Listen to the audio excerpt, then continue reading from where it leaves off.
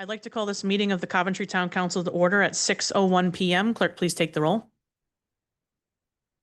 Councilmember Brown? Yeah.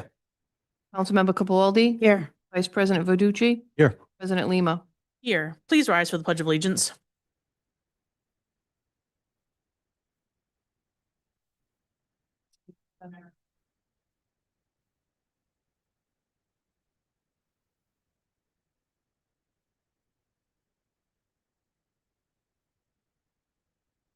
In the event of an emergency, those present this evening can exit outdoors labeled number 1 or 2 in the back of council chambers to the back parking lot or front lawn of Town Hall. Moving to meeting minutes from prior meetings, we have one this evening, April 22nd, 2025, executive session. Do I hear a motion?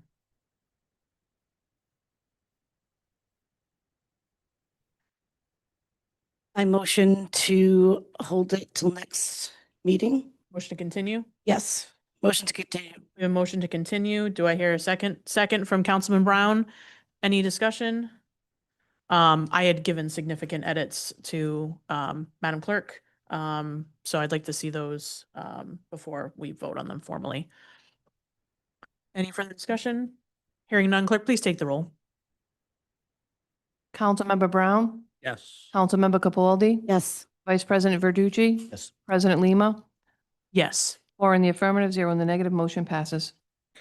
We'll now move to public acknowledgements and commendations. We have a few this evening. We first have a recognition of Ernest Rusak. And I will read the certificate. The Council of the Town of Coventry hereby extends its sincerest gratitude to Ernest Rusak for his decades of dedication, volunteerism, and community service on the Friends of Human Services Advisory Board and leadership as board chair. Thinking and acting beyond himself, Ernest has led the organization through many changes in location, leadership, and focus during his tenure. The Town Council extends a special thanks to Mr. Rusak, who selflessly gave of himself to create a substantial difference through his many years of service to the Town of Coventry. The Town Council also celebrates the impact of Ernie as made in supporting the mission of the Coventry Resource and Senior Center in all the programs they provide to older adults every day. Be it resolved, the Honorable Coventry Town Council thanks Mr. Ernest Rusak as we celebrate his many years of selfless service to the Town of Coventry. Mr. Robillard, I think you're coming up to accept this on his behalf. Know if you want to say a few words as well, at the podium. Thank you, Councilman, Council people. I really appreciate the acknowledgement. Ernest presently is in a long-term care facility, so our entire board's going to go visit him and present him with this next week. We're very excited to do that. Ernie was and is a huge asset to the community. He still outreaches to us on a pretty frequent basis. He always wonders how we're doing and what we're doing. So thank you for the acknowledgement. I'm sure he'll be very happy to receive it too. Thank you, and please give him our best wishes on his health. Thank you very much. An applause for Ernie. Thank you.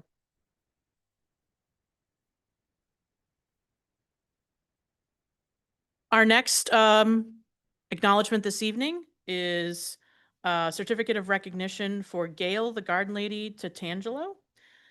The Town Council of the Town of Coventry hereby extends its sincerest gratitude to Gail Tangelo for her 17+ years of dedication in teaching organic gardening best practices to our community and her diligent oversight to the Coventry Community Garden. Gail and her team worked above and beyond in bringing community groups together to work countless hours in our garden space across from the Town Hall. Gail and her group have fed thousands of families during her tenure. The Town Council extends a special thanks to Gail Tangelo for sharing selflessly of her time and knowledge, and her team of amazing master gardener volunteers for their service to the Town of Coventry.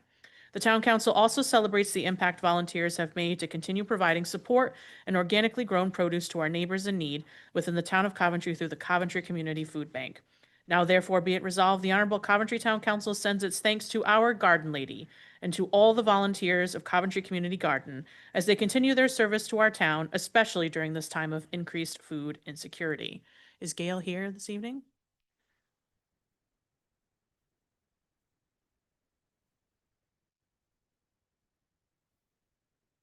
Would you like to say a few words?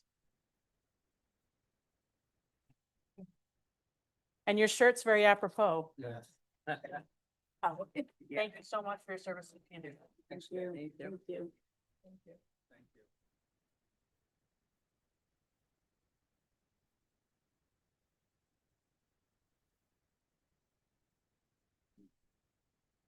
And Madam Clerk, please reflect for the record that Councilman Pasqua has joined the meeting.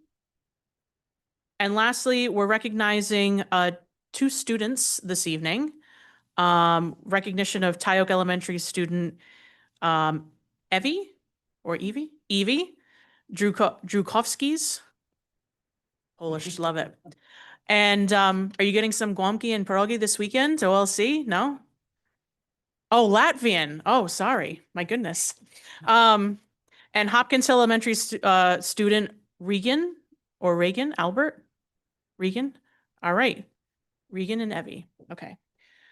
So if you guys want to come up with your families and we'll give you your proclamations, we'll read them first. In recognition of Tyoke Elementary student Evie Drukowski's and Hopkins Elementary student Reagan Albert, members of the Town of Coventry Land Trust recently had a contest to name their duck mascot and invited students from the town's elementary schools to take part. The winning name combination came from Evie Drukowski's from Tyoke Elementary, who came up with the first name Puddles, and Reagan Albert from Hopkins Elementary, who came up with the last name Duckington. The colored pictures of our new Land Trust mascot, Puddles Duckington, are displayed proudly in the town library for all to see. Now therefore be it resolved that I, Hillary Lima, Council President of the Town of Coventry, affirms that the Coventry Town Council congratulates Evie and Reagan on their winning names and thanks them for their participation. Congratulations.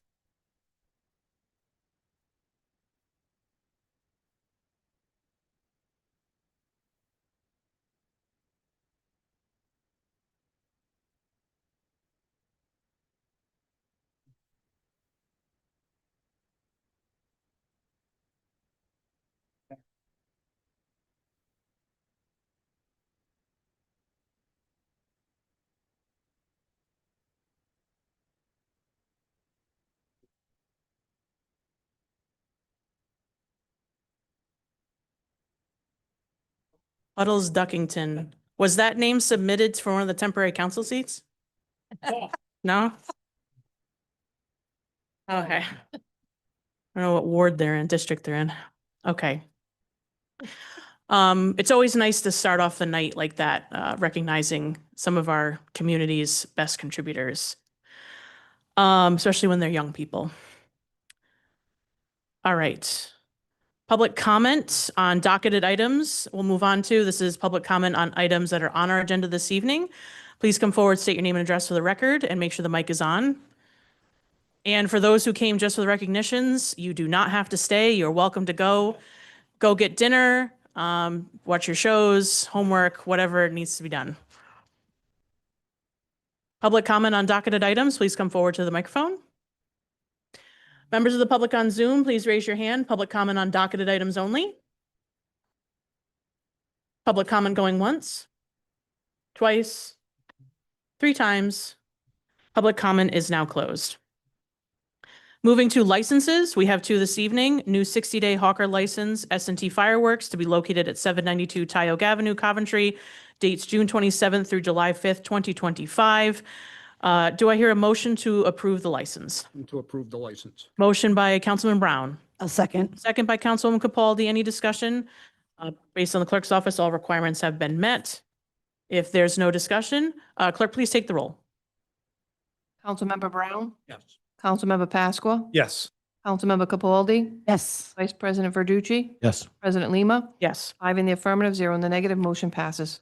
And application for fireworks license on July 4th by Johnson's Pond Civic Association, John Giusti, to be located at 3 Osprey Drive, July 4th, 2025, 9:30 p.m. Rain date July 5th. Do I hear a motion to approve the license? Motion approved. Motion by Councilman Pasqua. Second. Second by Councilwoman Capaldi. Any discussion? Clerk indicates all requirements have been met. If there's no further discussion, please take the roll. Councilmember Brown, Yes. Councilmember Pasqua, Yes. Councilmember Capaldi, Yes. Vice President Verducci, Yes. President Lima, Yes. 5 in the affirmative, 0 in the negative, motion passes. We're moving to election and/or appointment of town council, of town officials. We have a couple of council appointments this evening. We have one vacancy on the Coventry Redevelopment Agency, one applicant, Vincent J. Pilla Jr. or Pila. Do you want to come forward to just introduce yourself? We've got your application, but if you want to add anything. Vincent Pilla Jr., Coventry resident, construction experience over 35 years, various roles, so was notified by a member that there was an opening, so I said, I'll throw my hat in the ring. That's about it. If you have any questions, want to answer them. Discussion from members of the council? All right, thank you. What's the pleasure of the council? Do I hear a motion? I'll make a motion to appoint. Motion to appoint by Vice President Verducci. Do I hear a second? Second. Second by Councilman Pasqua. Any discussion? Hearing none, clerk, please take the roll. Councilmember Brown, Councilmember Pasqua, Yes. Councilmember Capaldi, Yes. Vice President Verducci, Yes. President Lima, Yes, 5 in the affirmative, 0 in the negative, motion passes. thank you. Moving to Historic Preservation Commission, for members of the council, we received a note from Joshua Magnone that he only wants to be considered for historic preservation, not for zoning board of review. So we have 2 for item B and only 1 for item C. So we have 2 this evening, Diane Greenstein, and Joshua Magnone. Is Diane here this evening? Hi, Diane. Do you want to come up and just say hello, introduce yourself?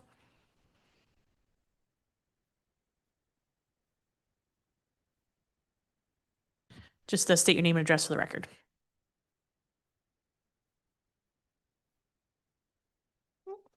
Ten 44 Main Street, Coventry, Diane Greenstein. And your interests, I saw at the top, you indicate, oh no, The historic. historic, yep. Yeah, I've lived in Coventry for, oh geez, almost 20 years. Raised all my girls here. I live in the Washington Village. It's a historic little area, so just, I love history, so just thought it would be a good fit. All right, any questions for Diane? All right, thank you. Is Joshua here? Hi, Joshua. Just come on up, make sure the green light's on, state your name and address for the record. Good evening, Madam Council President, members of the council. My name is Joshua Magnone. I live at 29 Florida Avenue. Been a resident of Coventry now for going on 4 years. We bought our home here, my wife and I, in June of 21. I'm an avid history buff, particularly Rhode Island history. History was my best subject in high school. And I'm excited at the prospect of applying my skills and my interests to help preserve history here in Coventry. So thank you. Any questions for Joshua? Councilman Brown? You still work for Central Falls Planning Department? Yes, sir. I've been a member of the planning department now for coming up on a year this August. Thank you. Questions, discussion for the applicant? All right, thank you. Thank you. What's the pleasure of the council? We have 1 vacancy this evening. Councilman Brown? Both are extremely qualified, but Joshua doing what he does with the town of, the city of Central Falls, I would make a motion to appoint Joshua. We have a motion from Councilman Brown. Do I have a second? Second. Second from Councilman Pasqua. Discussion on the motion. Councilman Capaldi. I'm going to motion for Diane. So what kind of discussion do you want? Why I would want Diane over? Yeah, you can talk about that. Okay, so I know Diane's business. I know Diane's building that she and her husband renovated. It is a couple 150 years old or something. They've done a great job at that homestead. And her business is wonderful. And to see what she had, from nothing and grew something really big, what they do, her ability, her creativity, I think she would really be good in this job. Any other discussion? Um, may there be any interest for someone who's a town yes, There's no second on the motion. there was a second, Councilman Pasqua. Would there be interest maybe in joining you with the Economic Development Commission as a business owner and town resident? Or no? Diane, would you be interested in joining me on the EDC? We are looking for business owners here in Coventry to help with the Economic Development Commission. It's a really important job. We're trying to get people to join now. And I think you would be excellent on that. Okay, so there we go. We got two. So let's make sure, because we've gotten a couple applicants for EDC, right? Yeah. So let's make sure that we put that on the next agenda. All right. Any further discussion on the motion? All right, hearing none. Clerk, please take the roll. Councilmember Brown, Yes. Councilmember Pasqua, Yes. Councilmember Capaldi, Yes. Vice President Verducci, Yes. President Lima, Yes, 5 in the affirmative, 0 in the negative, motion passes. thank you both. And lastly, Zoning Board of Review, we have one vacancy for an alternate seat, and we have one applicant, Keith Galloway. Is Keith here? Welcome, sir. Please just make sure the green light is on and state your name and address for the record. Keith Galloway, I live at 2 Stony Hill Circle, Coventry, Rhode Island. As you can see, Senior Vice President Mergers and Acquisitions for Student Transportation of America. I own a local tavern here in town, Flat River Tavern down the road. And I also own DRG Holdings, which is a real estate company, holding company down in Exeter, where I have 4 rental units. I deal with zoning issues all over the United States for bus facilities, so I think I could bring some experience to this and help out the town. Discussion for Keith? All right, what's the pleasure of the council? Do I hear a motion? Make a motion to approve. Sorry, John. Motion by Councilman Brown. Do I hear a second? Second from Councilman Pasqua. Any further discussion? Hearing none, clerk, please take the roll. Councilmember Brown, Councilmember Pasqua, Yes. Councilmember Capaldi, Yes. Vice President Verducci, Yes. President Lima, Yes, 5 in the affirmative, 0 in the negative, motion passes. thank you. Thank you. Sounds like another good EDC member. I know. Can I have you on the EDC too? I'll call you.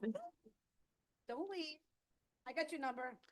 Moving to report of other town officers and officials. Same thing for appointees. You do not have to stay the whole meeting. Yep, you have, yes, you have permission. Yeah.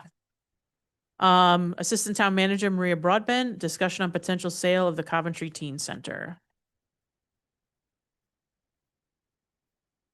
Good evening, Madam President, members of the council, Maria Broadbent, Assistant Town Manager. A few meetings ago, we talked about properties that the town has that we have no functional purpose for. This is the second of the 2 buildings that I want to bring before you to try and get them back on the tax rolls. This is the former teen center. The building that stands there now was built around 1918, and it was part of the Anthony Mill Village. It was built as the athletic association for the village next to the library. And it was given to the town under the condition that it was to be used for recreation only and to be returned back to the athletic association if we were to use it for something else. Has sat vacant since 2019. It's riverfront property. I have confirmed with the Secretary of State's office that the Anthony Athletic Association no longer exists. So there are options there in terms of the sale of the building. What I'm asking you to consider is sort of a multiple step process. That property is right next door to what was the library for Anthony Mill. And the property is L-shaped with the short leg of the L extending over the course of 2 properties. So the riverfront part of that property goes behind the teen center and behind the library. It doesn't really make a lot of sense for the town to sell the whole L-shaped piece with the teen center, because now you've got a property next door that's been using it. They're not, they're interested in owning it, but we would create a kind of an awkward neighbor situation if we were to sell the whole L-shaped piece to one owner. I have spoken to the owner of the library building, Brighton Duncan, who's here today, and he would be interested in that riverfront piece of it. And what I talked to him about is being able to have them actually pay to have all the legal paperwork done to form it into two separate properties. So it's a pretty significant cost on their part to have the survey done, new titles and land descriptions done, and it would increase the value of Mr. Duncan's property, so we would reclaim more in taxes from having two riverfront properties. That is not one of the things that's part of the resolution, but I wanted to talk to you about it and kind of get your feedback on that before we move forward with that step of the process. And the other piece of it is a historic building. Oddly enough, it's listed in the assessor's rolls as being built in 1878. It was the teen center. It was not. There was more than likely an older brick building on that property at some point, because the foundation far exceeds the limit of the actual building, and there's remnants of a brick foundation on that site. So I have, for the last, because we started having this discussion with the Historic Preservation Commission 2 years ago, and I took them through the property, and also the state historic preservation officer, they call her the SHPO, and to see what the interest was on the part of the Historic Preservation Commission to have some preservations on the exterior look of that building. The state was not interested in holding deed to the exterior, but it does make sense for us to try and conserve just the look and feel of the building. So it would not involve anything on the interior. It would be a preservation of the size of the windows, the window openings, the shape of the building, and the shingled siding. So you could do whatever you wanted. It's a really cool building, but you would have to preserve the outside look of it. And my thought was to have that memorialized and attached to the deed. So, and it would also obviously go in our building officials database, so somebody didn't accidentally get a permit to make the windows much smaller. Those windows are 9/9s. They're really amazing windows.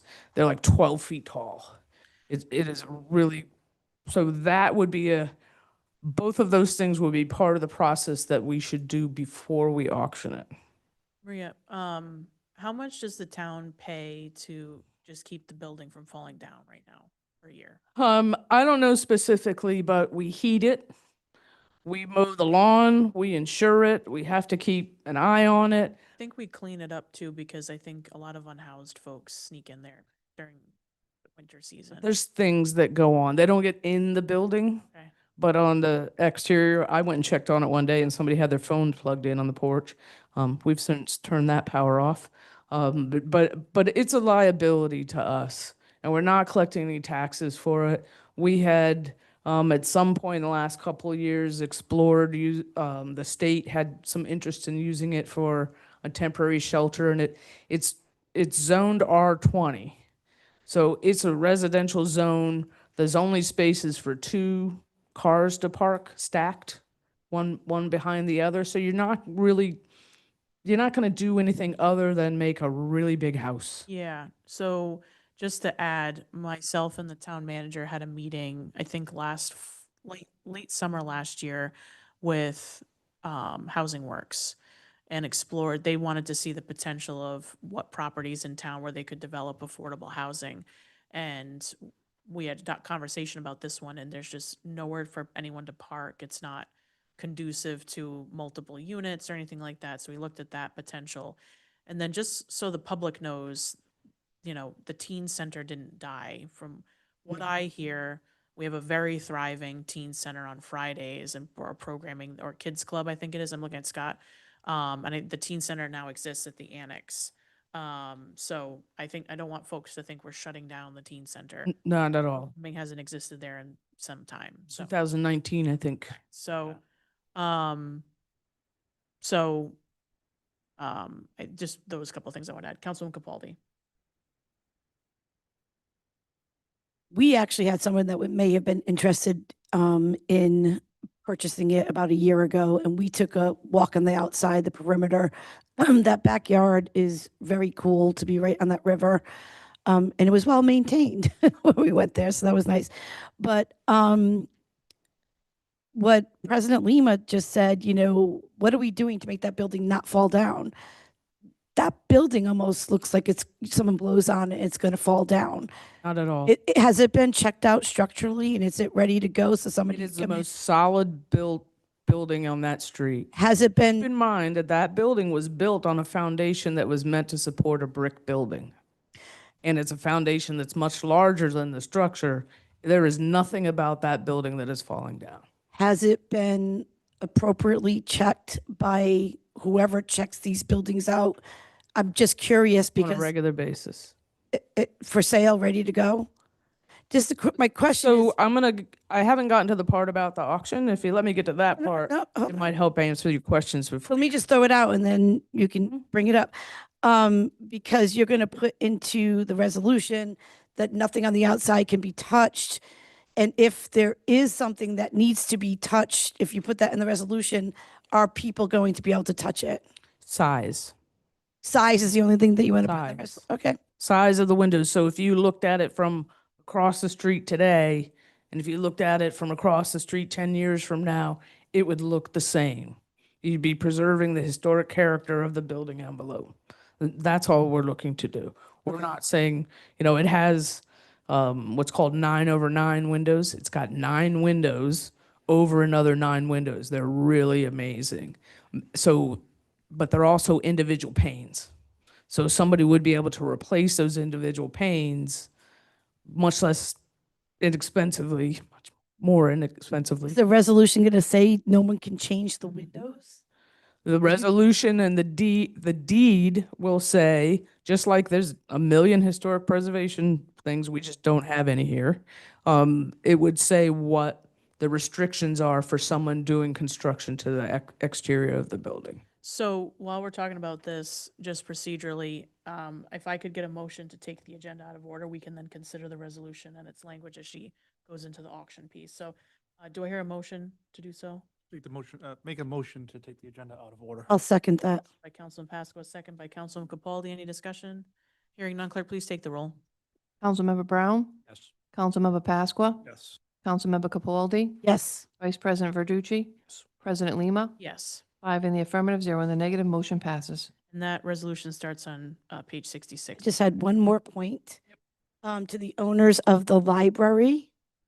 Hi, you're not the original owners of the first time it became a house, because that was like when I was a kid.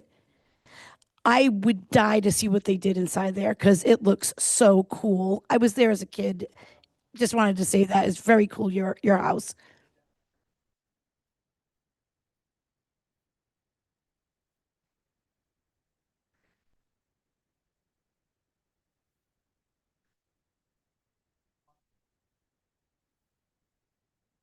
It's a really cool building. So for folks that can't hear at home, the upstairs has been converted some time ago into artist studios. And an artist studio, and the downstairs still has the original wooden siding.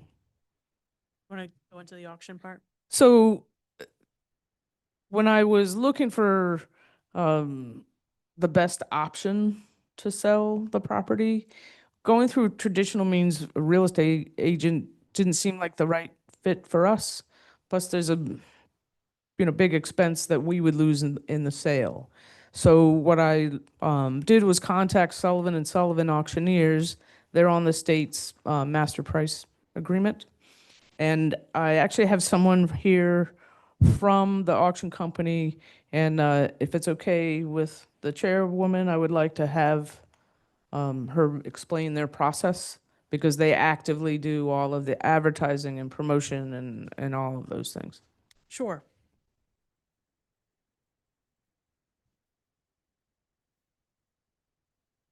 Good evening, everybody. My name's Betty Quinn, and I am from Sullivan and Sullivan Auctioneers. And Maria did take us in to see the building last week, just so we could see what it is that would like to be sold here.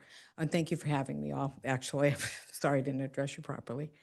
So what we do, we work with several municipalities all over Massachusetts. We've sold many properties for the state of Rhode Island. And our business plan, our auction model is very successful. And so what we do is we start out with, we'll put a sign on the property. We need about 4 to 6 weeks of marketing.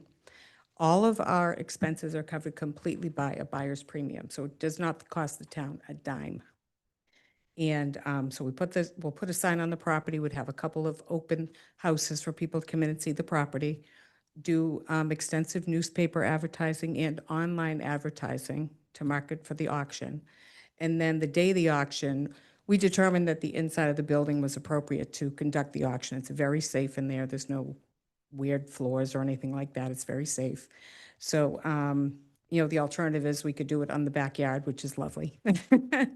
But, and again, everything that we do is approved by, it would be approved by town officials.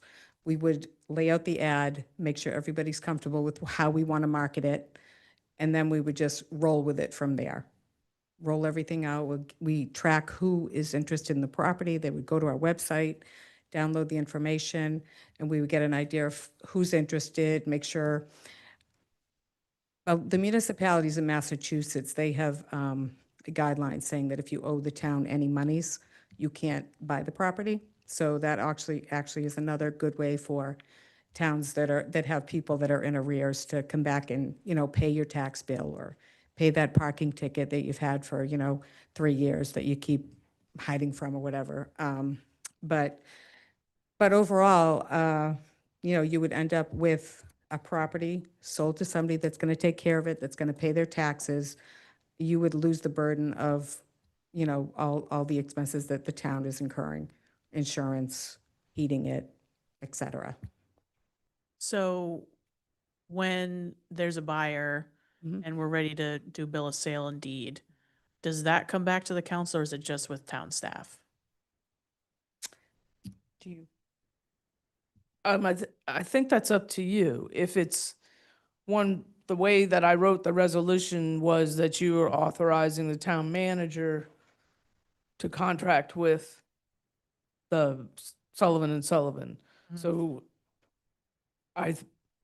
my understanding was that you'd be giving Dan the right to go forward with the sale. Okay, so in that case, But you have, well, that's choice. fine. I think the council can have a discussion then about adding something to the resolution to ensure we memorialize the historic charm, character, the pieces you've talked about, so that way it's clear and it's in writing. I don't get the sense that the council needs to micromanage it. I think we want to make sure that the historic piece is there. So we can play with that in the resolution language. Yeah, I'll just have one other thing. With regards to that, we work with several historic areas in and around Massachusetts that have addressed those issues, and they actually address that right in the terms of the sale. The buyer would be required to, to follow these set of guidelines. So, that's certainly not a problem. And we always market them. The properties are sold as is, where is, and you need to, follow these guidelines. Solicitor Angel. So if I understand the council's objective, you want to make it mandatory that whomever it is that buys this at auction maintains a certain historical character with respect to the exterior of the building. you would need to add a paragraph to the resolution, okay? That there would, that the council requires that there be a deed restriction with respect to the exterior of the building, and then in broad terms, indicate those features that you wish to have preserved and memorialized as a deed restriction, Okay. and it would be done in the deed. If that's the case, my preference would be that we continue this to the next meeting in June, and you can put that language in, Maria, and then we'll take it from there. Yeah, happy to. The other option is you take the language right from where it says step 1 in the notes that I gave you. Preserve the historic exterior of the building, including the shape of the building, the size of the window openings, and the Oh, okay. shingle siding. All right. Yeah. Members of the council, can I, just to get discussion going in this amendment, could I get a motion to approve Resolution 2025-66, please? Motion by Councilman Pasqua, Second. second by Councilman Brown. And do I hear a motion to amend the resolution? I'll go to the,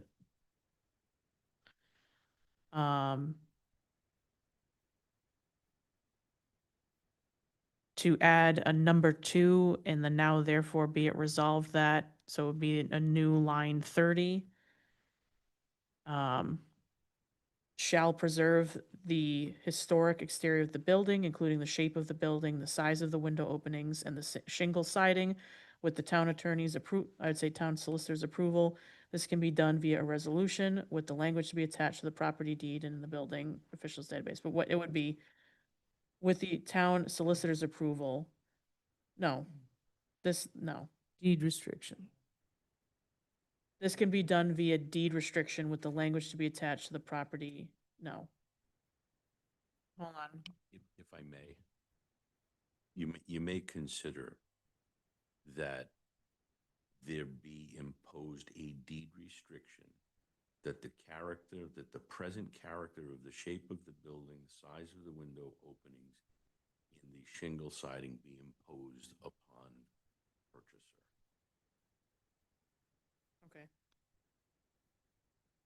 Did you get that? Oh, okay. Can you pull it from the meeting recording? Okay. All right, so, do we have a motion to amend? A motion by Councilman Pasqua? Make that motion. Do we have a second? A second. Second by Councilman Capaldi. Councilman Pasqua.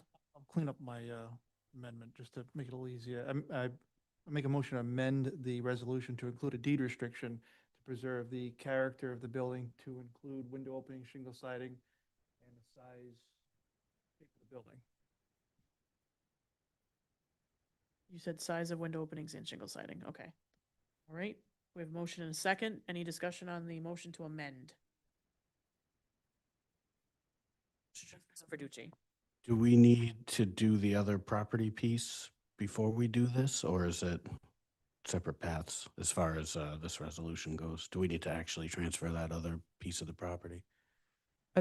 I would appreciate if this resolution included us having the authority to go forward with the process, but we can bring it back to you for the transfer of the sale.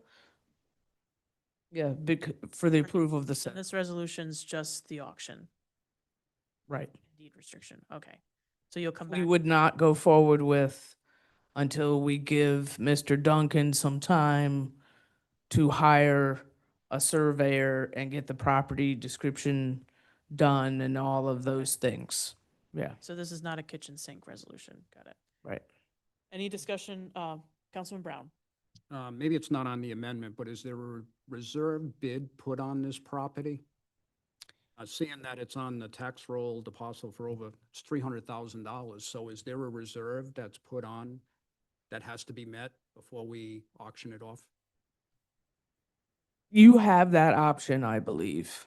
My thought was that the start would be the assessed value, but I think it's probably worth you hearing from the woman from Sullivan and Sullivan about what their professional opinion is of that. But they can't sell it without someone, it'll probably be Dan, at the auction saying, yes, that's enough. Can we just get through this amendment and then we'll go back to, all right. If there's no further discussion on the amendment, clerk, please take the roll. Councilmember Brown, Yes. Councilmember Pasqua, Yes. Councilmember Capaldi. Yes. Vice President Verducci. Yes. President Lima. Yes. 5 in the affirmative, 0 in the negative, motion passes. All right, now we're back to the resolution as amended. Maria, the floor is yours. So I'm going to have Betty talk about the sale, where the starting price is of the sale and what their recommendation is. Thank you again for having me here. So with regards to the bidding, you could set a reserve for the property, but generally what we do is we will just get the bidding going, right? What we have found that, when the people come to the property, the bidders are really what determines the value of the property, right? But with that being said, we certainly could have a minimum bid. We would do the bidding. When the bidding stops, and our auctioneers are very skilled, we get the last possible penny from the people that are there. We would look to whoever is in the room to approve the bid, and we would say, okay, are there any more bids? Any advances over, this number, $325,000, whatever it stops at? And Mary Ann would look to the authority and just say, is that acceptable to you? Sometimes they say, oh, well, we really were hoping to get $330,000, and then we would try to extract that amount as well. But in a case like this, and this is very common with municipal properties that have been vacant for a long time, and, the town just would like to sell them and get them back. Maybe we're not going to get the $300,000. I'm just saying that. I have no idea what we're going to get, but it's really up to the town. And if we get to that point and we don't get it high enough, and you guys say, you know what, no, we're not going to sell it for that amount, then it would just go, we would just say, sorry, we can't confirm a sale. And then maybe we could postpone it, or maybe, do another auction, whatever. We can talk about that later. But we would never put the hammer down and say sold unless the bid was in fact approved and accepted. Councilman Pasqua. Two questions. If it doesn't sell, I know you said the buyer is responsible for fees. There are obviously some cost to getting the advertising out and all that stuff. Is the town on the hook for anything if the building doesn't sell? We're hoping obviously to sell it, and that's what we bank on. So would we take a hit? Yeah, we would take a hit. But ideally, we really, our goal is to keep the town in the best possible light and to make sure that we have a successful sale for you. So, we like to keep ourselves in the best possible light too. But in a case like that, we could take a hit. Okay. So- And the other question I have is, the buyers, are they pre-registering? Are they pre-vetted? Do you have a guarantee proof of funds or anything? It's like, I can picture somebody coming in bidding something for a crazy amount of money and they don't actually have it, and then we're back. to Well, zero. the way we conduct our auctions is, we would set a deposit amount. Maybe we're having a $10,000 required at the date of the sale. Mm. Okay? You come in with your bank check. Then within 3 business days, you would need to bring your deposit up to 10% of the sale price. Mhm. And then the closing would be within 30 days. And if for some reason you can't close, you're going to run the risk of losing your deposit. So we make sure everybody knows that. That is how auctions are conducted, real estate auctions. We schedule over 200 auctions in Mass, New Hampshire, and Rhode Island every month. This is how they're all done. And so, sure, every now and then somebody might come forward and say, oh, geez, I can't close on this, or I don't want it anymore. And it's usually up to the attorney to say, well, you're going to, we're going to have to keep your deposit, unless there's like a title issue or something like that where it can't be guaranteed for them. But we don't see it that often. People know when they're coming to bid, the terms are very explained in very high detail. They know what's required of them. We read everything again to the day of the auction and make sure everybody understands This is what the bidder is going to be, the high bidder is going to be required to do. And yeah, it's never really been that big of an issue. So. Thank you. Walde. I have two questions. I'm sorry, I may have missed it, gone right over my head. What was the starting bid, do you think, on this property? Well, starting bids, I mean, you know, like I said, we try to get the bidding going. I'm not, What do you think the property's valued at? I know you said the assessment is like 300,000, but what do you think we could get for that property? I mean, I don't think that $300,000 is unreasonable, the way the real estate market is right now. You know, there's still a lot that remains to be seen about the property. We just went in and did a quick walkthrough and all that to kind of familiarize ourselves with it a little bit.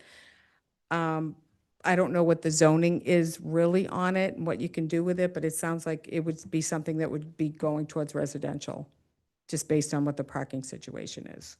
So I don't think $300,000 is unreasonable. What we usually try to do is get the bidding going.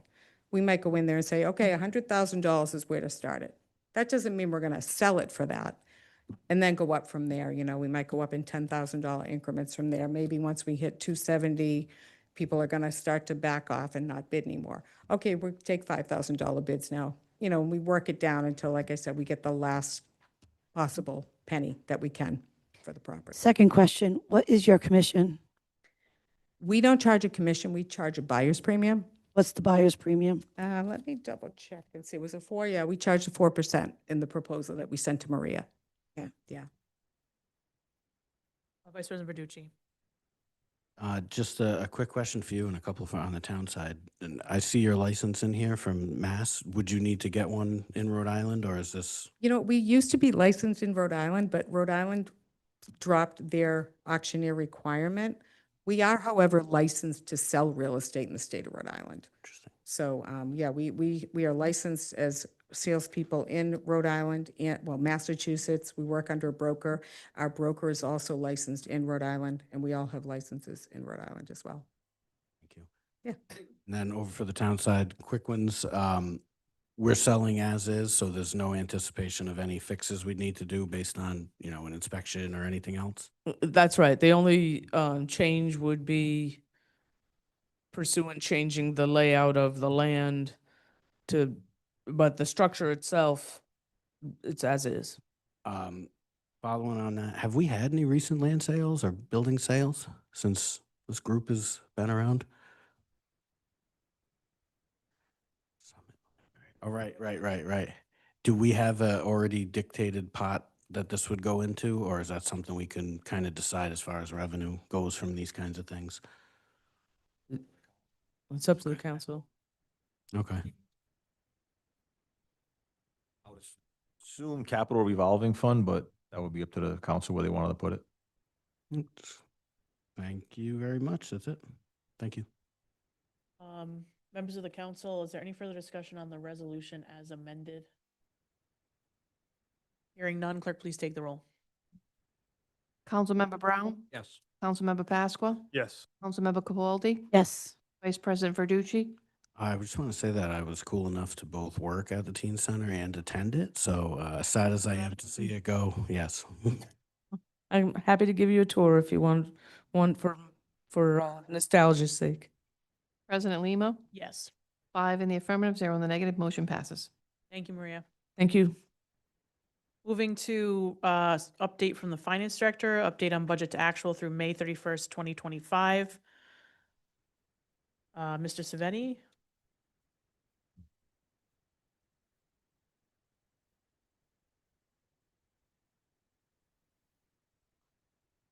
Good evening. So you have the report that goes 11 months ended May 31st, 2025. Again, I left on your desk this evening just a brief summary, but without going through in detail, you know, if you have any questions, I'd be happy to answer them. But just overall, revenue is trending higher, so we do anticipate a surplus on the revenue side. Expenditures look like they'll be right around what we had budgeted, so we are projecting, you know, a surplus this year, the exact amount. Obviously not known at this point, but we'd have that number for you probably, you know, end of July once we're closing out. But for the most part, you know, like I said, the revenue, other than 2 line items where we're expecting some shortfall. Right now, building officials might be a little less than budgeted, and current year tax revenue, I'm anticipating that to come less than what we budgeted, but hopefully through, the tax sale that we'll be having after the summer, and then, just follow-ups from the tax collector's office, we'll recoup that money in the next year. Councilman Pasqua. Bob, what's been driving up our revenue that's given us a little bit more than we expected? Is anything particular, or is it just all areas doing a little better than anticipated? Yep. All areas doing a little bit better. Significant increase on the investment income. The interest rates have stayed higher than what we anticipated. Obviously, when we do the budget for that, it's a conservative budget because I don't know what's going to happen. We hear that the interest rates are going to drop, but they've been maintaining.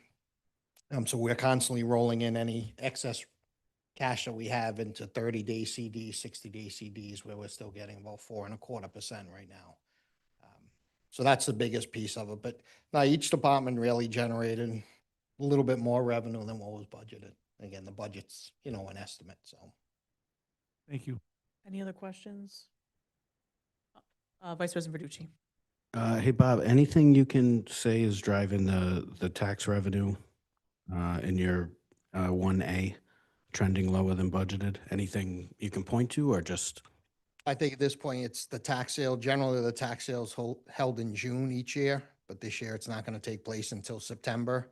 So generally with the tax sale, once we get 90-day notices out, people are coming in, paying their taxes in advance of the tax sale, plus just the additional revenue we generate from the tax sale.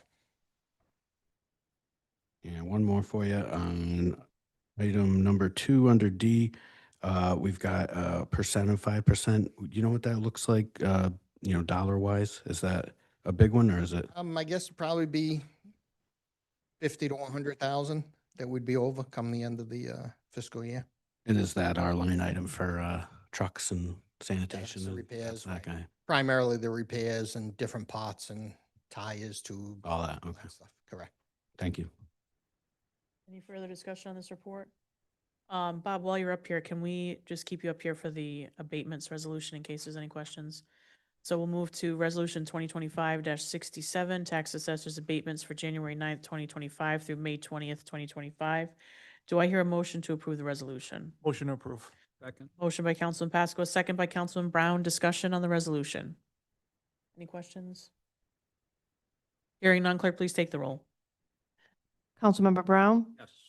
Councilmember Pasqua? Yes. Councilmember Capaldi? Yes. Vice President Verducci? Yes. President Lima? Yes. 5 in the affirmative, 0 in the negative, motion passes. Thank you. Moving to report from the Parks and Recreation Director. Scott's here tonight with an update on Briar Point operations.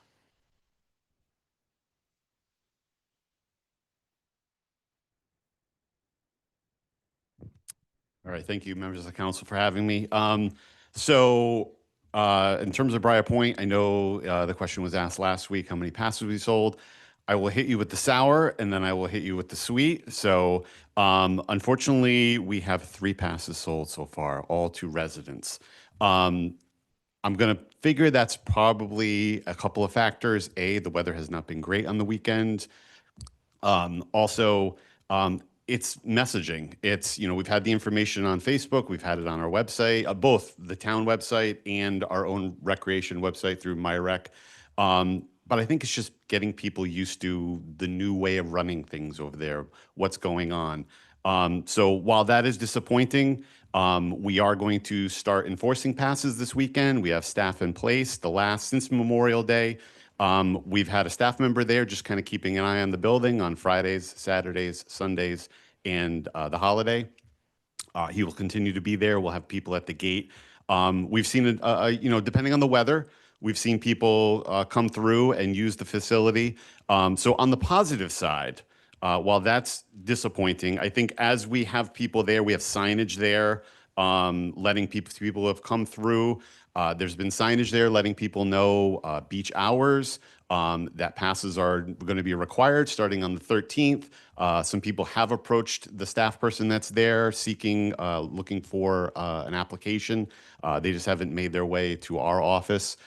So while that's disappointing, I think on the positive end, Briar Point looks pretty good. The paving is all done. The parking lot is striped. The bathrooms are open. They are cleaned. They're open when my staff person is there, Friday, Saturday, Sundays, and weekends. I've received a number of positive comments from people that have gone through there, that live in the area. I think that's a credit to the council, to the administration for showing that that facility is a priority. It hasn't generated the revenue that we would want, but at the same time, it is an amenity in the town that will benefit all. And I think as we change attitudes and we change the perception over there, then I think you'll see residents come back. I've heard from a number of residents that they're happy with the changes over there, that they like to see a little bit more control over there. They kind of felt that it was a little out of control in the past. So having some staff over there, I've talked to the police about details on certain weekends, particularly Juneteenth and July 4th. We'll see if we can get a detail for July 4th. Kind of, if the weather's really good, those are probably going to be high volume days. So things are moving along over there. We have the beach open 10 to 6, regardless of the day, Monday through Sunday, just to kind of keep a constant time frame so people know. So we have signage over there. We've tried to prepare the public for the changes that are going on over there, the expectations that are going to be there.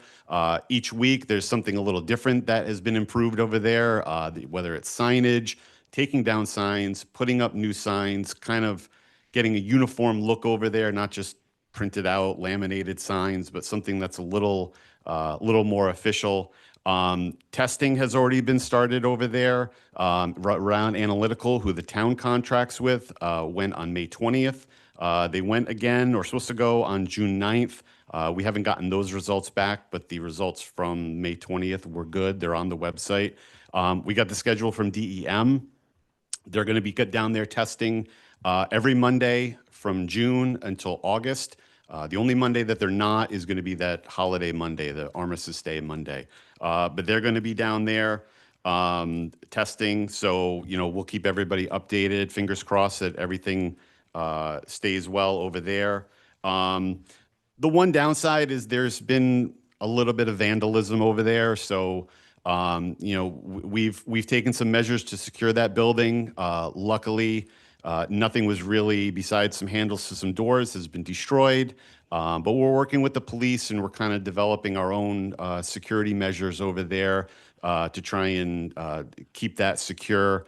So we're, it's each week presents a challenge over there. We kind of overcome them and then we move on. There is currently a bid out, actually ends Friday, try and get an ice cream and or frozen lemonade concession truck, cart, whatever it may be. Because I'm going to assume that at some point the number of rainy Saturdays and Sundays are going to end. So in anticipation of trying to be prepared and in trying to change the attitude at Briar Point, make it a little more family friendly, welcome all families as long as they respect the rules and don't play music too loud. And just so everyone, members of the public know, there's no grills there, whether it's charcoal, gas, propane. You can bring food in, you can bring coolers in, you can bring your non-alcoholic beverages in. Enjoy yourself, enjoy the beach, enjoy the water. Just no grilling over there. That's gone on in the past.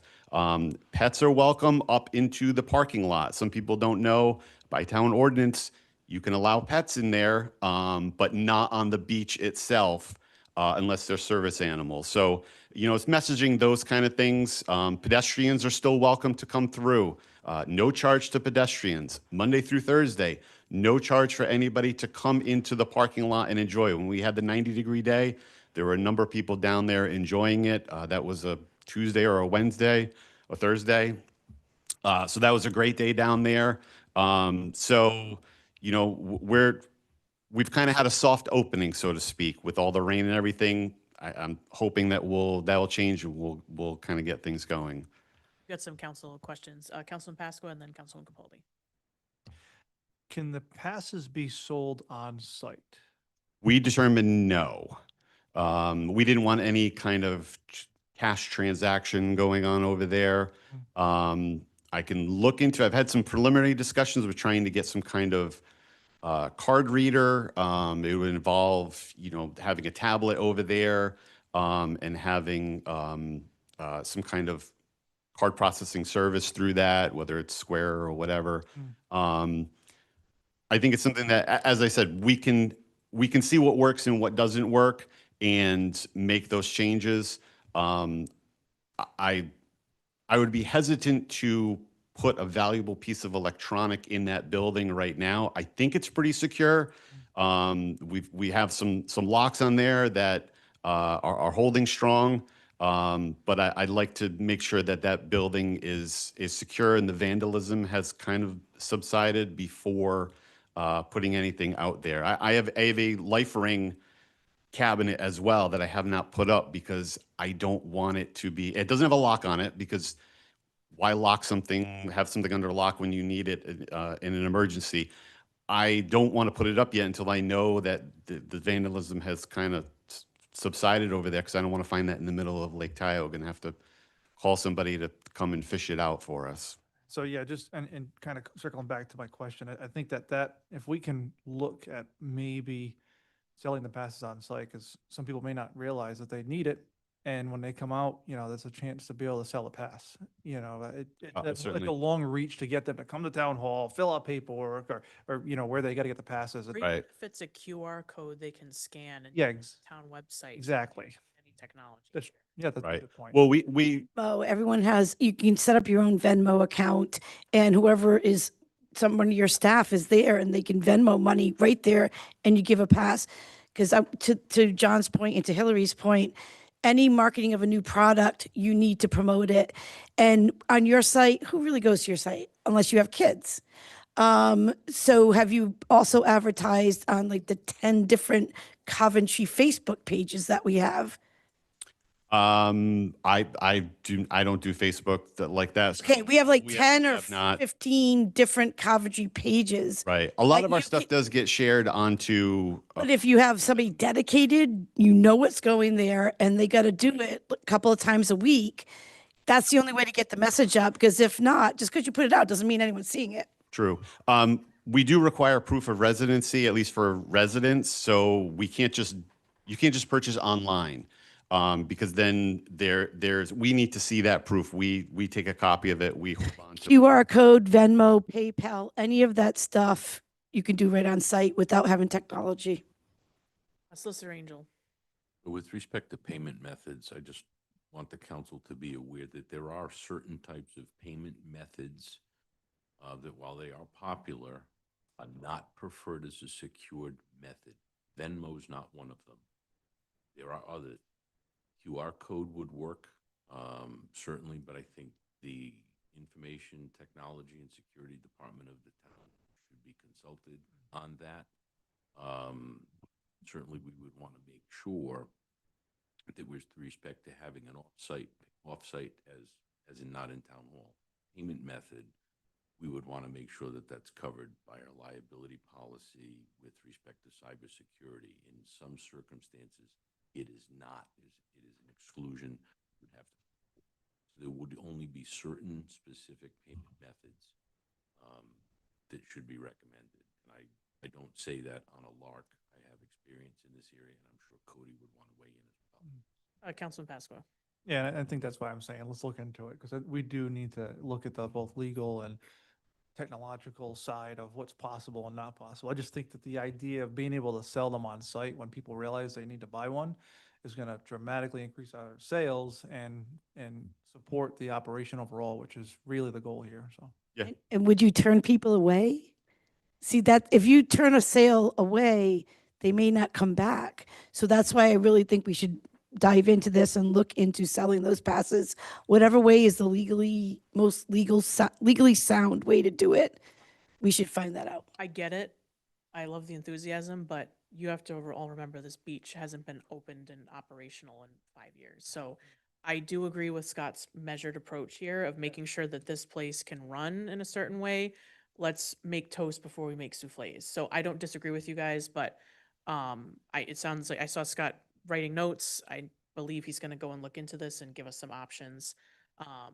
And we need to take it slow and make sure we can manage that. Are you planning a grand opening? There is no grand opening plans. We will just, it's been opened.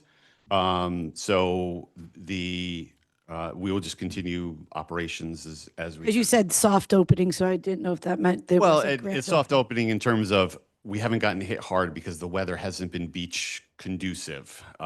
Between the rain, the low temperatures, the weekends haven't exactly been beach weather. So it's allowed us to at least have our staff person there, interact with the people that have come down there. He's interacted with them, kind of spread the message. We've had signage down there.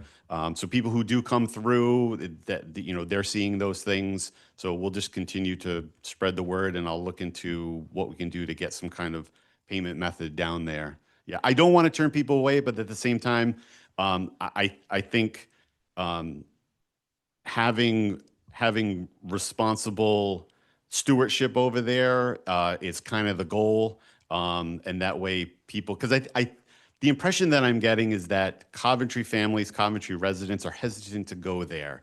And whatever we can do it's their beach, it's taxpayer funded. Whatever we can do to get them to go there would be the best. There's one thing I just wanted to bring up about the pets in the parking lot. Mm. I don't know how you advertise that, but I hope to God no one's leaving their dog in the car while they go to the beach. I So hope not either. All animals should be on the leash. There are a lot of dog walkers in the area, so they come through. It's a popular place, but at least on Fridays, Saturdays, Sundays, and holidays, I have somebody on staff that can at least monitor that and keep an eye out for something like that. But I would hope that nothing like that happens as well. All right, I'll request that of council members, if you have anything else, just go right to Scott. We've got 4 or 5 other speakers waiting tonight, so I just don't want to rush, but. No problem. All right, thank you, Okay, Scott, thank you. appreciate it. Moving to item D, we have Superintendent Cower and Director Robillard here on discussion of student assistant counselor funding requests through the Opioid Settlement Fund. Members of the council, we received some background on this via email yesterday around 12:40. If you've had time to review, I'll turn it over to the both of you. Thank you. Good evening, everyone. Just for some context, and if you had a chance to look at what I've provided, it might help you kind of know where we are and how we got to where we're at. So the school department currently has two school-based student assistant counselors. They used to be called substance abuse counselors. Historically, before the pandemic, we only had one. They were located at the high school. These people are not Coventry employees in the sense that they are on our payroll and that we pay them directly. They work for the Rhode Island Student Assistance Program. And what happened is we kind of contract with them to have them come on board and work with our students. And their focus in both the middle school and the high school is really around substance abuse, education, prevention. They support not only students, but families and the community. They attend community events like the first night with the police department. They go to all the different trunk or treats. They're a community presence, and they provide a lot of literature and support to the community. They cover everything from opioid use to alcohol abuse to drugs, and they've become very valuable to us. The challenge to the school department is that those two roles cost $60,000 each, and the Rhode Island Student Assistance pays half the salary, and then we pay the other half. So each counselor costs us $30,000, and together they cost $60,000. Bob and I work together on lots of projects. I don't know if people realize how much overlap there is between what he does and what I do. He's not just directly human services, and I'm not just education. There's a lot of places where we work together. And last year, knowing we were having difficult budgetary challenges, we're trying to figure out if we could continue with this program because it's not a mandatory program through, contract or law or regulation. It's something that we find valuable, we don't have to keep. And so last year, we talked about cutting one. And Bob and I met with Melissa Embody, who runs that program, and she was able to tap into some monies through Blue Cross Blue Shield to help fund the second job. So we ended up with two counselors, one that the school department paid half the salary, and then the other one that Blue Cross Blue Shield paid the other half the salary. So going into this year, continuing my pattern of, multiple years of difficult budgetary decisions, I was considering not having either of them, right? Because those are salaries that I'm paying. And at the same time, I'm looking at cuts to teachers and to other people who are our employees who are front-facing to kids. And so I met with Bob, met with Melissa, and we talked about other funding sources, similar to what we had done with Blue Cross Blue Shield last year to help support this program in Coventry schools. So we started talking about the opioid settlement money, and knowing that the opioid settlement money was made available and that Coventry had opted in to participate in receiving a 20% share of those funds coming in, and that this, town council has an opportunity to use those funds for very targeted purposes. So the document that I put together for you was just basically sort of a proposal request that what I'm asking is that the school department receive a portion of Coventry's opioid settlement funds to sustain the school-based student assistant counselors in alignment with the settlement guidelines for the price tag of $60,000. And then what I did is I broke down basically how the proposal is aligned with what the opioid settlement money it has been intended to be used for. And it talks about, evidence-based prevention, education, early identification and support for students, families, intervention and counseling, student impacts of opioid and other substance uses, referral to treatment services, collaborations with families and outside services. You can go through it all. But one of the biggest things that calls out in many places is this forward-looking opioid abatement. And forward-looking is how can you get ahead of this situation so you're not just reactionary, but you're proactive and getting the people in our community to understand the impact of opioid use. And I don't think there's any better way to be proactive and forward in your abatement strategy than to work through the schools, because we service over 4,000 students. That's many thousand families, and we have direct access to those folks. And so that was the request. That was I'm not going to read everything because I don't want to waste. No, I was just going to ask members of the council, do you have any questions for the superintendent? That was a pretty comprehensive packet he shared. And obviously, Bob's here to answer any questions. Yeah, and I assume Bob being here is an endorsement of the use of the funds, which I know you've been kind of managing and looking at ways to use those funds. This absolutely fits within the guidelines and the intent, I think, of the funding. Mhm. It also impacts families of all generations that we see in town. We have children that are in need of these services, their families. We have a lot of grandparents as a result of opioids that are now caregivers for their grandchildren. I see really high value in this amount. I think you are continuing really good service, wraparound service that, as you know, I sit with the governor's opioid overdose prevention task force, and also sit on the regional coalition, the Kent County Regional Coalition. And I think this matches in mission for all of those things, and it's helping kids every single day. And I think it's a real important piece. Councilman Pasqua. Two questions. When we issued opioid money in the past, when we did it with the fire districts, we had to have an MOU. I know you're under the town, but it's sort of a little bit separate, so. Still strange. I was going to raise that. So we have a resolution structure in place to tap those funds, as the council knows. The town ultimately remains responsible for the expenditure of those funds under the terms of the settlement. So my question would be, who's administering the program? Would it be Mr. Robillard's department taking the lead, or would it be the school? That's my question, right, exactly. I think whatever suits the purpose best in terms of what the town needs. Currently, it's the school department. I signed a contract with RISAS for our portion of their salaries. So we would do an MOU, okay? that would naturally wrap around because that the schools would, because the council does not have authority over the schools. You're releasing those funds to an autonomous agency and/or department, so an MOU is required. We've done this, it's easy. I'm happy to work with legal counsel there. They'll take a look at what we do. I have no doubt that they'll spend the money the right way. I mean, because all of the things that we're We talking gotta be about consistent. in the documents are talked about in the MOU and are talked about in the resolution. So I'm sure this will fit.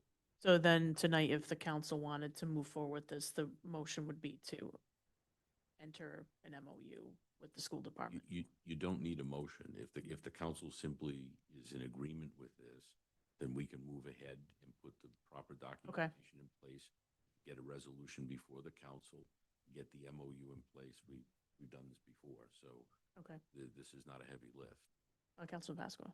And just a final question. Town Manager Perillo, do you have an idea what we have left? Opioid? 150,000. Councilman Brown? Okay.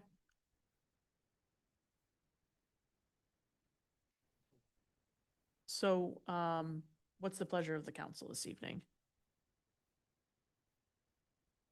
I make a motion to approve the funding, opera funds to, for this position. Opiate funds for that position. We have a motion from Councilman Brown. Do I hear a second? I'll second. Second by Councilman Capaldi. Discussion? Vice President Verducci. Would the MOU distinguish, that the funds are limited to availability or time? Just, No, once they're allocated, they're allocated. So they're allocated to them for that purpose. it wouldn't create a structural deficit by keeping those positions. They're not school department positions. We have a contract with them, so the contract right now has not been signed. My decision was, do I sign it or not sign it? Going forward with the resolution, if it passes, is that we could then sign that, create the MOU, pay our $60,000 portion for this year. I'm assuming then I would, potentially come forward again next year and ask again if we, needed the funds to continue it, until we maybe are in a better place where we can sustain that ourselves. All right. Sister Angel. One other question through the chair. Is it for the 2025, 2026 year? Okay, thank you. If there's no further discussion, clerk, please take the roll. Councilmember Brown? Yes. Councilmember Pasqua? Yes. Councilmember Capaldi? Yes. Vice President Verducci? Yes. President Lima? Yes. 5 in the affirmative, 0 in the negative, motion passes. Thank you. Thank you for your support. Councilman Pasqua. This may be a hair too late for this question, but I think it's important to ask it. The way it's listed is discussion, not action, and I Actually, under report of other town officers and officials, it says, and votes may be taken. got you. Okay, perfect. I wanted to. Thank you. I checked that. Thank- Yep. Resolutions of the council, resolution 2025-64 for municipal road and bridge program state funds grant. It's on page 47 in our packet. Vice President Verducci. Just a note that I'll be recusing on this due to my involvement with the program. Okay.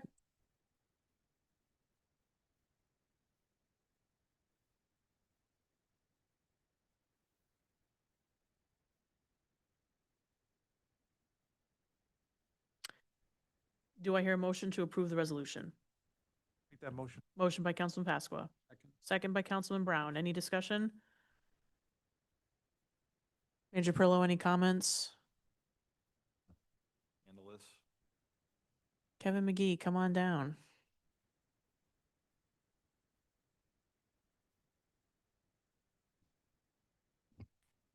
Good evening, ladies and gentlemen. This resolution before you is to allow the town to participate for the 4th year with the state of Rhode Island in their roads program. Town council saw fit to allocate $750,000 in our road paving program for this year, which would be our 2/3 participation with this program, and we would be able to get $256,000 from the state, which would bring us just a little over $1 million to continue with the road program. Looking to have the town council approve it We were able to get J.R. Vinagro Company, who's been doing the paving. They won the contract in '23. They have unbelievably, from other communities, are holding the price for us for for the fourth year in a row. So we got a change order signed by Dan and by J.R. Vinagro saying they were going to hold the same prices for us that we started the contract. So that's unheard of. When I tell other communities what we're paying, they just can't believe this. Any questions for Director McGee? Solicitor Angel. Through the chair, the question that I have is in the agenda packet, we have a resolution 2025-64, which on its face is certainly fine. Were the attachments of 1, 2, 3, 4 pages, they're not intended to go with the resolution, they're just for informational? Information. Thank you very much. Any further discussion on the resolution? There's no further discussion. Clerk, please take the roll. Councilmember Brown? Yes. Councilmember Pasqua? Yes. Councilmember Capaldi? Yes. President Lima? Yes. We have 4 in the affirmative and 1 abstention. Thank you very much. Through the chair. I was gonna say it's I not beg the- abstention. I beg the clerk's pardon. It's not an abstention, it's a recusal. Yep. Kevin, did you need to stay up for the next one too, or no? Sanitation trucks or no? Voluntold, I like it.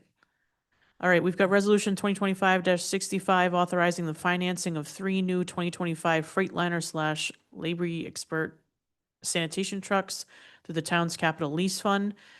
Do I hear a motion to approve the resolution? Motion to approve the resolution. Motion by Councilman Brown, second by Councilman Pasqua. Discussion. Director Svetti. Good evening. This is just going back to the resolution or confirming how we're going to pay for the resolution with the council passed, several months back. What we're looking to do is finance it through an internal, so self-finance the program rather than going to borrow the funds. You'll see down in section 2 on lines 37 through 39 or 36 through 39, part of it would have been funded in fiscal 2025 where we set aside 115,000.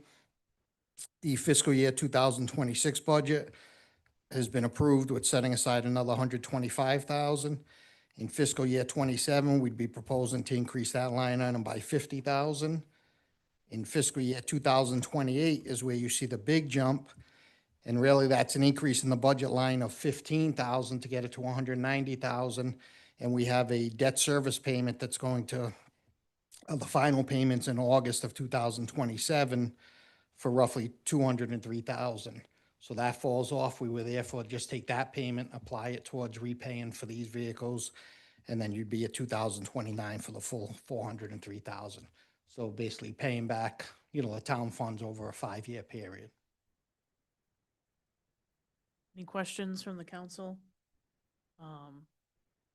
Councilman Pasqua. What's the status on all 3 of these trucks, delivery-wise? One is in the parking lot, waiting to get lettered, and the other 2 are coming in the next 2 months.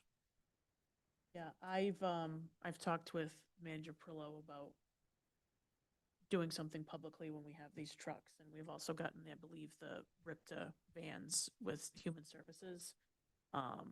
So we can get some awareness out there. We need like a parade or something. Yeah. Yeah, yeah, we need Puddles Duckington truck. Kevin, did you want to add anything? As Manager Perillo indicated, we have one now. You folks signed the resolution back in February of 24. It's taken us from February 24 to last week to get the first truck. I will be coming to you folks next month asking, it's time for us to buy 3 more trucks because they're telling you now it's going to be 2 years production. So we can't wait till we need them. We're going to think ahead and buy 3 more now so we can start that fleet reserve so we won't have these problems of having no trucks available. Just a thought. Vice President Verducci. Can you just give us a high level real quick on where the fleet stands, how many you have? You're still renting one? That quick rundown, please. Yeah, we still have one rental, and when this truck is able to get on the road, which I'm hoping by the end of this week, beginning of next week,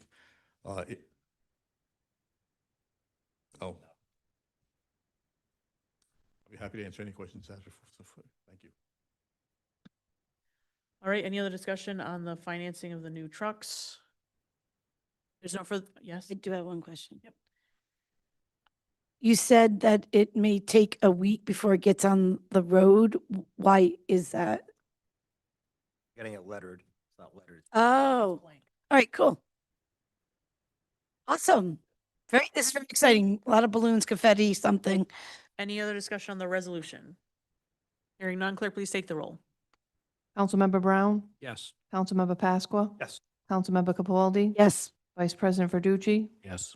President Lima? Yes. 5 in the affirmative, 0 in the negative, motion passes. Resolution 2025-68 for fire alarm, fire sprinkler, fire extinguisher testing and inspections. This is starting on page 68 in your packet. Do I hear a motion to approve the resolution? Motion to approve the resolution. I'll second. Motion by Councilman Brown, second by Councilwoman Capaldi. Discussion. Good evening once again. On an annual basis, we go out to bid for services. We went out to bid once again for fire suppression, fire extinguishers, and sprinkler alarm testing. We had one bid come in. The contractor that we had right now did not bid the project. And I can see why. They've been billing the town for the last year and a half, and about $18,000. This bid from this company just came in at $9,900, so half the price. And they're continuing, they were doing some work for the police department and human services before, because they weren't part of the contract. Now they are going to be part of this contract, and we're still half of what we've been paying. So I strongly recommend that we move forward to begin work on the July 1 with this company and save money and provide the service. Any questions, discussion on the resolution? Hearing none, clerk, please take the roll. Councilmember Brown? Yes. Councilmember Pasqua? Yes. Councilmember Capaldi? Yes. Vice President Verducci? Yes. President Lima? Yes. 5 in the affirmative, 0 in the negative, motion passes. Thank you. Moving to public comment for undocketed items. Comment on those items not on our agenda this evening. Come forward to the mic. Madam President, I think Yes. it's Resolution 2025-69. Oh, my apologies. Resolution 2025-69, requesting an amendment of the Rhode Island General Laws providing the town of Coventry with the authority to enter into agreements which exempt or stabilize taxes on qualifying property used for manufacturing, commercial, residential, or mixed-use purposes.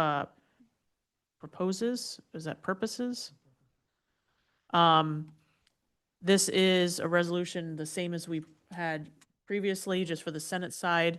Do I hear a motion to approve the resolution? Make the motion. I'll second. Motion by Councilman Pasqua, second by Councilman Capaldi. Any discussion?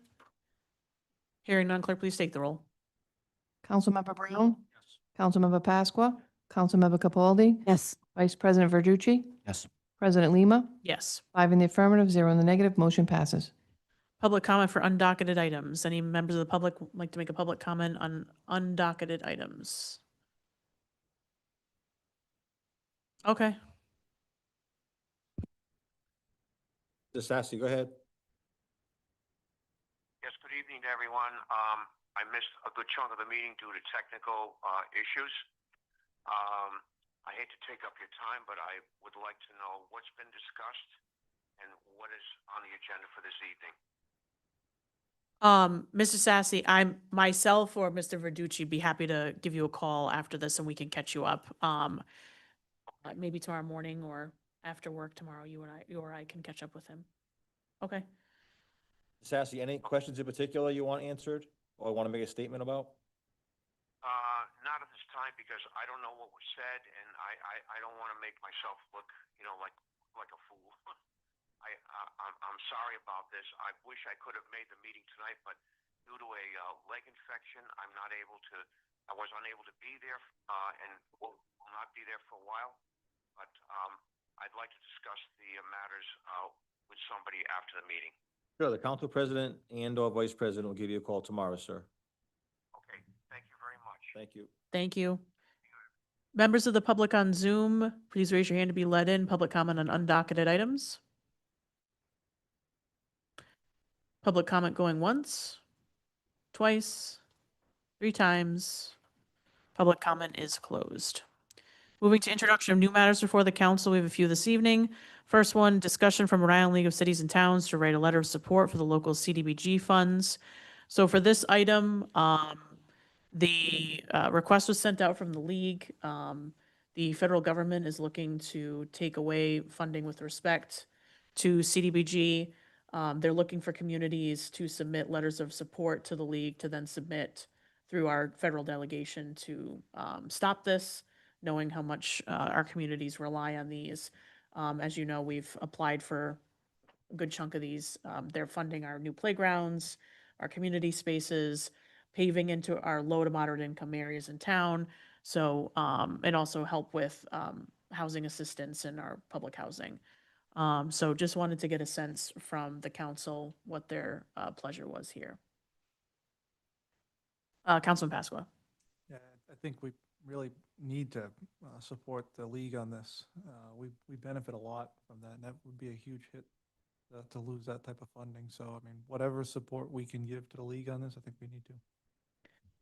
Any other discussion? Solicitor Angel, When are they looking for feedback?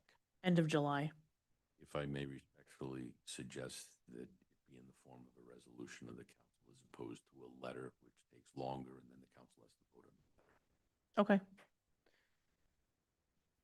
I think having council discussion and then a unanimous vote on something like that would send a strong message. Okay. Any other discussion on this item? Pretty straightforward.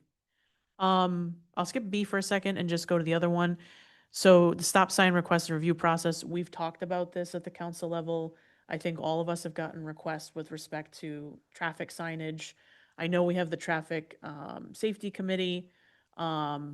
So I asked for this to be on because I'd like our council safety services and license committee to dig into this and look into what a process could be to work together with that commission to potentially revamp that process, because pretty much every request gets denied, and I think we all go around our neighborhoods and see that there's some common sense spots where they would make sense regardless of how many accidents have occurred.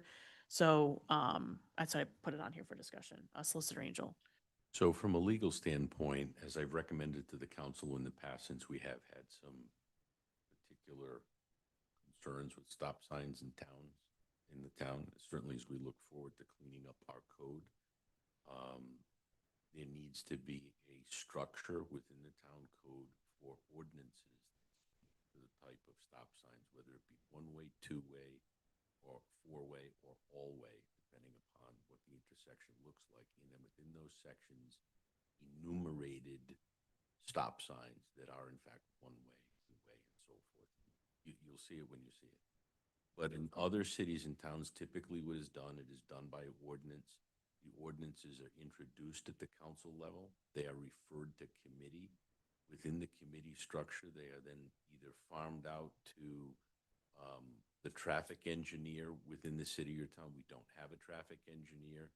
This town relies upon a specific committee to look at those things. That committee is composed, I believe, of a council person, a traffic maybe the manager can speak to this. I know I've sat in a couple of those, the chief of police and some other public safety people who then give an opinion back to the subcommittee of the council, okay?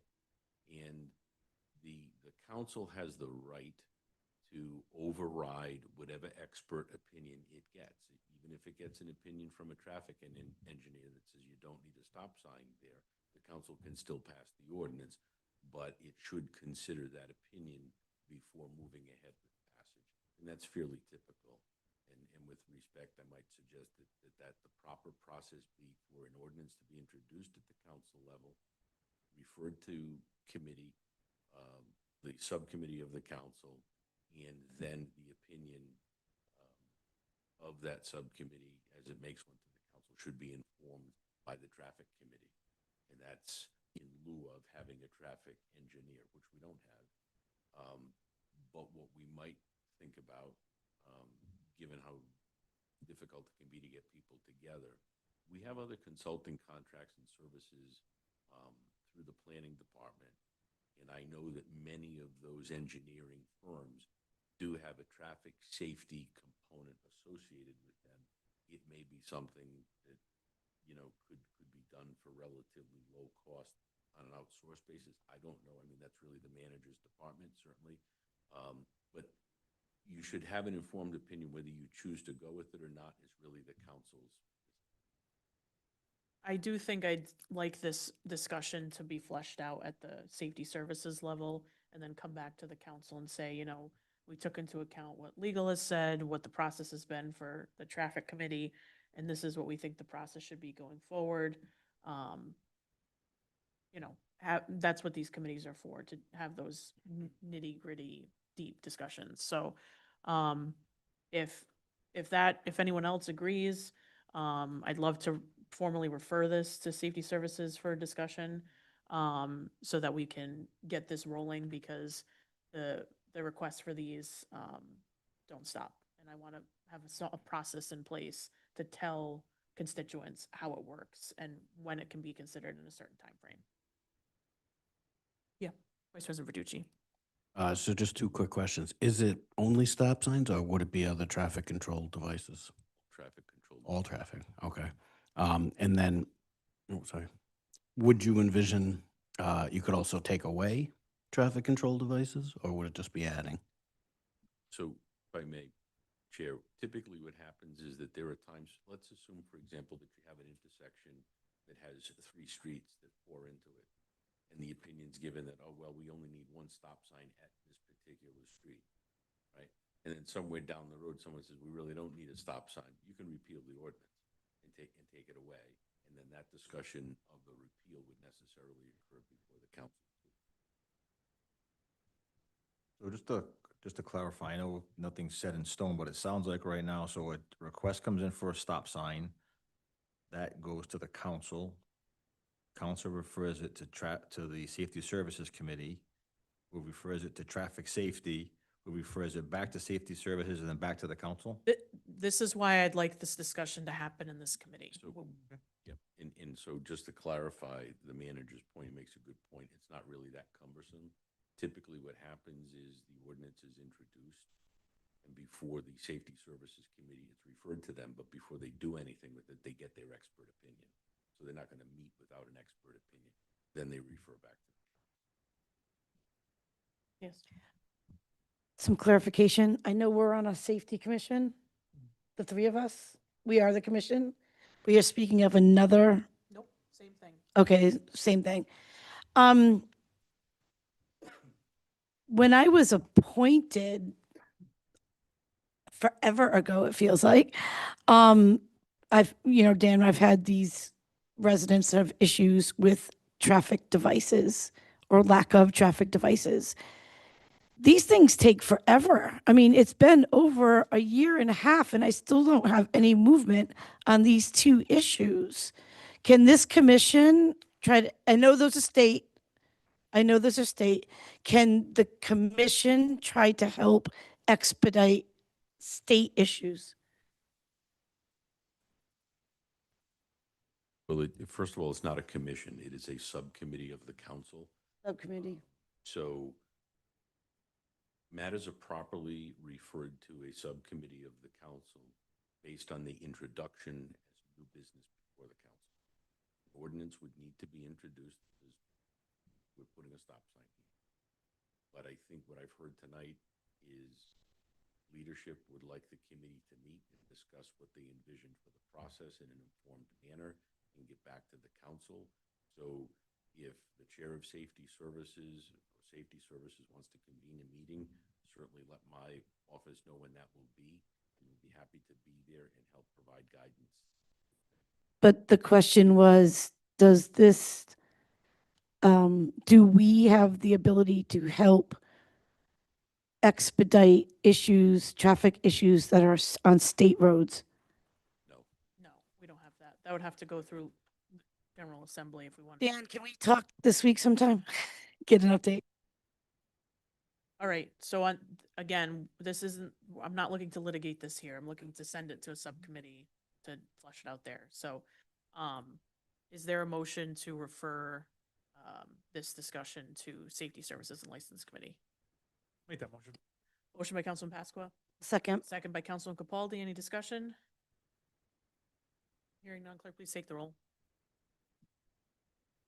Councilmember Brown? Yes. Councilmember Pasqua? Yes. Councilmember Capaldi? Yes. Vice President Verducci? Yes. President Lima? Yes. 5 in the affirmative, 0 in the negative, motion passes. And lastly, presentation by Community Choice Energy, how Coventry residents, that's not how you spell residents, have an alternate choice on electricity carrier. Good evening. Just make sure the green light's on. Sorry, Bart Frommuth from Portsmouth, Rhode Island, representing Freedom Energy Logistics to talk about community choice aggregation tonight. Thank you for the town council for having me here this evening. I met with Mr.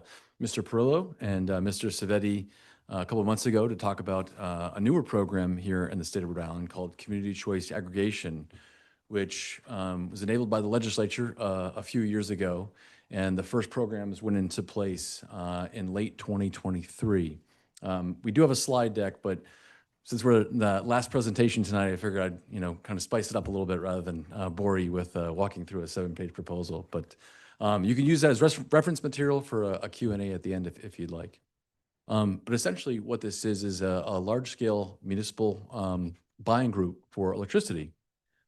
For years and years, dating back to 2010, the state of Massachusetts and other states throughout the country have offered community-wide buying groups for electricity that enable their residents to come together as a community to get a better rate than the homeowners and the small businesses can get on their own. We're all clients of Rhode Island Energy here in the state of Rhode Island, and we're all used to seeing our bills go down during the summer months in terms of the price per kilowatt hour. Maybe our usage goes up, but the price per kilowatt hour is typically around 9 or 10 cents. And then we see it skyrocket around the October timeframe when that price goes to 16 or 17 cents a kilowatt hour. So legislature thought this might be a nice vehicle to offer different communities an opportunity to finally give electric choice, the benefits of those programs to the residents and ratepayers. If you take a look at Rhode Island PUC data, Public Utilities Commission, since we enabled electricity choice in the state, meaning you could buy your supply from someone besides the utility, about 85 to 90% of our large businesses in the state have taken advantage of that. Coventry has an electricity contract for your municipal load, for instance, that you've been taking advantage for some time at rates lower than what Rhode Island Energy provides. But if you take a look in terms of the residential data, it's reverse. About 85% of small ratepayers in the state are still with Rhode Island Energy. And that's due to two things: lack of choice, and it's also because they have no buying leverage. When they're out there by themselves, they have to take offerings and contracts that are kind of take it or leave it. Typically, you have an offering with an American Express gift card or 3 or 6 months of what look like attractive savings. You stop paying attention, your contract expires, you go into a holdover rate, and you give that savings back. So this is a vehicle to really prevent that from happening, and again, use the collective buying power of the community. So I'm here tonight to answer some questions that you might have about the program. It needs to be authorized by the town's legislative body, which is you, the town council.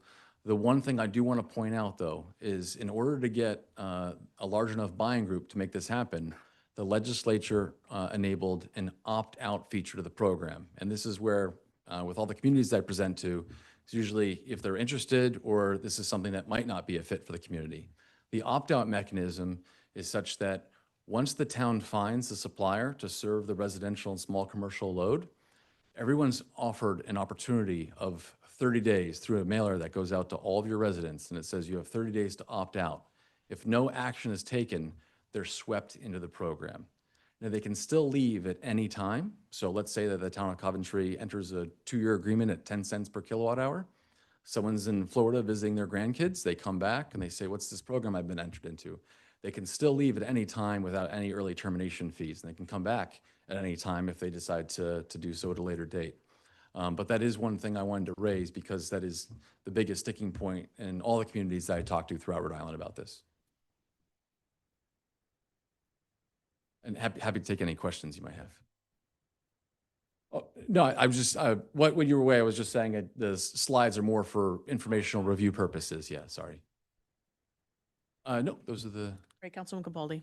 So are you saying that if the town says yes to your organization, all the people are automatically turned over from Rhode Island Energy to your company, and then they have a certain amount of time with a postcard that says they can opt out? That's a simplified version of the So- process, but what happens is the community will go through and develop an aggregation plan, which we have to submit to the Rhode Island PUC. Sorry, but My question's pretty simple. So basically, people don't have the opportunity to opt out or say no to you before it goes out? yeah, so there's an opt-out notice that does get sent to every resident in the town. After they already have it? No. This is before anybody's been moved into any program. But that opt-out notice gives them a window of 30 days roughly for them to, But still, that's just seems, I don't know about anybody else, but that sounds weird to me. So maybe I'm just not getting it. We had a whole tax thing of people that are 65 plus. They never saw that one letter that came out. Now we're going to send one postcard. People are not going to get it, not see it, the older people, and then they're automatically going to be opted in to your electric company rather than what they know. not my electric company, we're just a vendor that enables. Whatever, yeah, whatever. Yes, So I just know a lot of our our residents, one postcard, sometimes they're not going to see it. And absolutely get your concerns. Like I said, it's not for every community. Some communities have a positive reaction to the program, and some communities, I mean, Burrillville, they almost ran me out of town, you know, so. I think if we had something like we could send a survey out to see what what the flavor of our, constituents think, would they like this opportunity? Way before you come into the picture, Sure. would our residents like the option of having a different provider? Because I think, how you say it, I don't know if I'm wrong. I don't know if you guys agree with me, but I think just having a postcard to opt out, that's like when you want to opt out of email and you see that little line way down on the bottom says unsubscribe, and sometimes you never see it. So that's how I'm a little weirded out by it, but that's just my opinion. Other questions, discussion, members of the council? Councilman Brown? When you set the kilowatt pricing, so let's say it's 10 cents. Right. Now it goes up or goes down. Are people notified of that? Or do you gotta keep looking at your? They're notified every time a change is made. So let's say, and there's an RFP process. So you just bring us in as the vendor to manage this process. And we don't get paid by the town unless a program is moved forward with. So you could hire us to bring you through the process of helping to develop your aggregation plan, bring it to the Rhode Island PUC, get those approvals. We could work on a public education campaign. And if it turns out that it's not the right fit for the town, you can simply walk away. The only thing your contract binds you to do with us is if you do move forward with the program, we become your exclusive vendor for the duration of the program. But if you choose not to move forward, there's no monetary or early termination fees. Can individuals sign up with whoever you're representing, whatever company it is, or you just work with municipalities to try to get the majority of the people that live in the town? Is that how you do it? We negotiate on behalf of the municipal load. And So it's not individuals can't. well, you could for your home, for instance. There are third-party supply options at your home. Well, I understand that, but what you're representing, you're trying to get the town into an agreement. It's the collective buying leverage that gives us the opportunity to get really, really strong rates. And so if you take a look at the retention rates that these programs have, once the program gets going, it's the savings that draws them in, but it really is the budget certainty that keeps them coming back. And when you see 70% increases, 50% increases between the two different rate cycles, there's a lot of value from that standpoint. Ultimately, you're probably buying from National Grid. No. Who you buying from? There's a number of suppliers that service these, First Point Power. I used to work for National Grid. That's why I just threw it out. Oh, yeah. So National Grid would still, this is a really important point to make as well. They're still around energy, still services your home in terms of making sure the power stays on. They read the meter. They send the invoice. We just have a line item that replaces the energy services charge. And that's where we add value for the community. Any additional questions from the council? All right, thank you so much. All right. Thank you very much. Have a great night. And at this time, I will seek a motion to adjourn at 7:50 PM. I'll make a motion. Motion by Councilman Capaldi, Second. second by Vice President Verducci. All those in favor indicate